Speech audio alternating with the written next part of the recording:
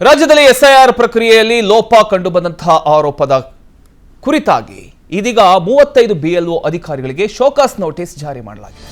ರಾಜ್ಯ ಚುನಾವಣಾಧಿಕಾರಿ ಅನ್ಬು ಕುಮಾರ್ ಈ ಒಂದು ಆದೇಶವನ್ನ ನೀಡಿದ್ದಾರೆ.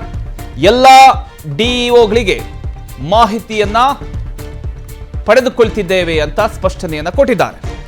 35 ಬಿಎಲ್ಒ ಅಧಿಕಾರಿಗಳಿಗೆ ಈಗ ಶೋಕಾಸ್ ನೋಟಿಸ್ ಜಾರಿಯಾಗಿದೆ. ಸುದ್ದಿಗೋಷ್ಠಿಯಲ್ಲಿ ಮಾಹಿತಿಯನ್ನ ನೀಡಿದ್ದಾರೆ ಅನ್ಬು ಕುಮಾರ್ ಅವರು. ಎಸ್ಐಆರ್ ನಿಯಮ ಉಲ್ಲಂಘನೆ ವಿರುದ್ಧ ಇದೀಗ ದೂರನ್ನ ನೀಡಿರತಕ್ಕಂತ ಎನ್ಡಿಎ ನಿನ್ನೆ ಮುಖ್ಯ ಚುನಾವಣಾಧಿಕಾರಿ ಜ್ಞಾನೇಶ್ ಕುಮಾರ್ ಅವರು ದೂರನ್ನ ಕೊಟ್ಟಿದ್ರು. ಈ ಒಂದು ವಿಚಾರಕ್ಕೆ ಸಂಬಂಧಪಟ್ಟ ಹಾಗೆ 35 ಬಿಎಲ್ಒಗಳ ಒಂದು ವಿಚಾರವಾಗಿ ಈಗ ಡಿಸಿಷನ್ ತಗೊಂಡಿದ್ದಾರೆ ಅನ್ಬು ಕುಮಾರ್ ಅವರು. ಸುದ್ದಿಗೋಷ್ಠಿಯಲ್ಲಿ ಮಾಹಿತಿಯನ್ನ ನೀಡಿದ್ರು. ಈ ಒಂದು ವಿಚಾರಕ್ಕೆ ಸಂಬಂಧಪಟ್ಟ ಹಾಗೆ ಎನ್ಡಿಎ ನಾಯಕರುಗಳು ಎಲ್ಲ ಹೋಗಿ ಈ ದೂರನ್ನ ಕೊಟ್ಟಿದ್ರು. ಯಾಕಂದ್ರೆ ಸಾಕಷ್ಟು ವೈರಲ್ ಆಗಿರತಕ್ಕಂಥ ವಿಡಿಯೋಗಳನ್ನ ನಾವು ನಿರಂತರವಾಗಿ ಸುದ್ದಿ ಮಾಡಿದ್ವಿ, ನೀವು ಗಮನಿಸಿರ್ತೀರಿ.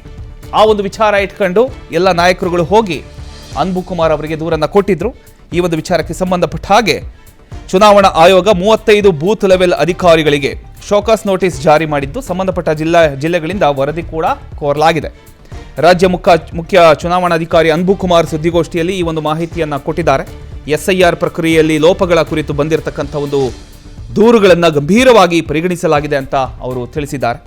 ಅವರ ಪ್ರಕಾರ 35 ಬಿಎಲ್ಒಗಳಿಗೆ ಶೋಕಾಸ್ ನೋಟಿಸ್ ನೀಡಲಾಗಿದ್ದು ರಾಜ್ಯದ ಎಲ್ಲ ಜಿಲ್ಲಾ ಡಿಇಒ ಅಂದರೆ ಚುನಾವಣಾಧಿಕಾರಿಗಳಿಂದ ಮಾಹಿತಿ ಹಾಗೂ ವರದಿಗಳನ್ನು ಸಂಗ್ರಹಿಸಲಾಗ್ತಾ ಇದೆ ಅಂತ ಸ್ಪಷ್ಟಪಡಿಸಿದ್ದಾರೆ.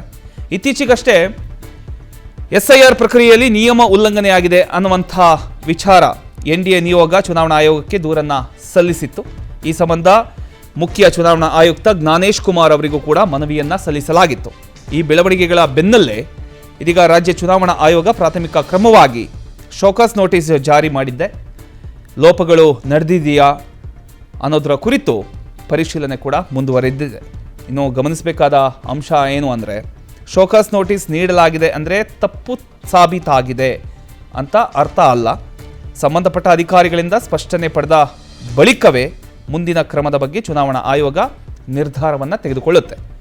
ಒಟ್ಟಾರೆ ಹೇಳಬೇಕು ಅಂದರೆ ಎಸ್ಐಆರ್ ಪ್ರಕ್ರಿಯೆಯಲ್ಲಿನ ಆರೋಪಗಳ ನಡುವೆ ಇದೀಗ 35 ಬಿಎಲ್ಒಗಳಿಗೆ ಶೋಕಾಸ್ ನೋಟಿಸ್ ಜಾರಿಯಾಗಿದೆ.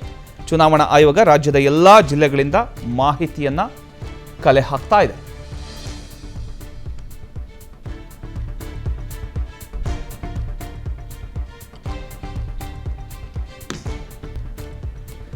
ಈಗ ಈ ಒಂದು ವಿಚಾರಕ್ಕೆ ಸಂಬಂಧಪಟ್ಟ ಹಾಗೆ ಈಗ 35 ಬಿಎಲ್ಒಗಳಿಗೆ ಯಾವ ರೀತಿಯ ಒಂದು ಲೋಪಗಳ ಆಧಾರದ ಮೇಲೆ ಶೋಕಾಸ್ ನೋಟಿಸ್ ಅನ್ನ ನೀಡಲಾಗಿದೆ, ಈ ಅಧಿಕಾರಿಗಳು ಯಾವ್ಯಾವ ಜಿಲ್ಲೆಗಳಿಗೆ ಸೇರಿದವರು ಅನ್ನೋ ವಿಚಾರವಾಗಿ ಮಾಹಿತಿ ಲಭ್ಯ ಆಗಿದೆಯಾ ಅನ್ನೋದನ್ನು ಕೂಡ ನಾವು ಗಮನಿಸಬೇಕಾಗತ್ತೆ.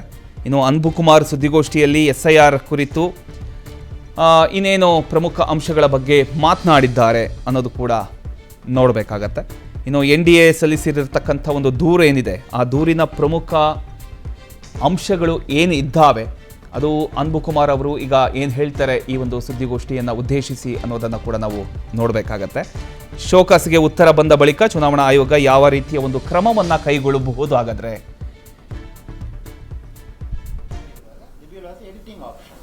ಟಿಲ್ 29 ಜುಲೈ ಅದಾದ್ಮೇಲೆ ಅವರಿಗೆ ಎಡಿಟ್ ಮಾಡೋಕ್ಕೆ ಆಗೋದಿಲ್ಲ.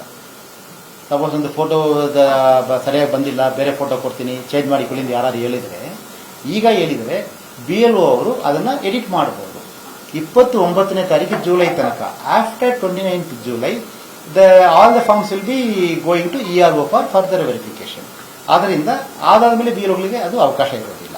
So if at all some changes need to be done, the BLO can has a editing option. But BLO ಯಾವುದೇ ಮಾಹಿತಿಯನ್ನ ಮತದಾರರು ಕೊಡದೇ ಇರೋ ಮಾಹಿತಿಯನ್ನ ಫಿಲ್ ಮಾಡ್ಲಿಕ್ಕೆ ಅವಕಾಶ ಇಲ್ಲ. ಮತದಾರರು ಯಾವ ಮಾಹಿತಿ ಕೊಡ್ತಾರೋ ಅದನ್ನು ಮಾತ್ರ ಎಂಟ್ರಿ ಮಾಡುವ ಜವಾಬ್ದಾರಿ BLO ಆಗಿರ್ತದೆ ಹೊರತು ಮತದಾರರ ಅನುಮತಿ ಇಲ್ಲದೆ ಒಂದೇ ಒಂದು ಕಮಾ, ಫುಲ್ ಸ್ಟಾಪ್, ಚೇಂಜ್, ಬರೀ ಇದು ಇನಿಷಿಯಲ್ ಮಾತ್ರ ಚೇಂಜ್ ಆಗಿದೆ, ಬರೀ